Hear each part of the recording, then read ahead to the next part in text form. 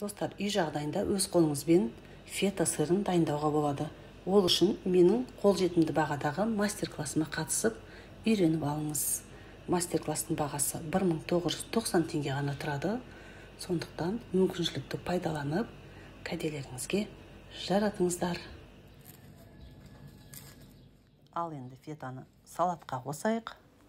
Ол үшін қажетті мөлшерін кішірек көлемде дәл осылай кесіп аламын.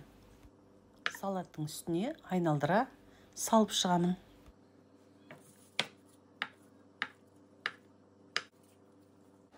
Салат дайын. Енді тек тұзын салып, сұйық себу ғана қалды. Фетаның қалған бөлігін ұсақтап турап, жуылып, тазаланып, кептірілген банканың ішіне салып, бетін жапқанға дейін сұйық майын құйып қоямын. Арасына өзге де дәмдеуіштерді салуға болады. Мен бұл жерде лимон мен мята, қазақша жалбыз дейді, екеуін пайдаландым. Тоңазытқышта фетаны осы қалпында 2 айға дейін сақтауға болады. Достар, дәл осындай өз қолыңызбен жасаған фетаны ешқандай дүкеннің сөрелерінен таба алмайсыздар.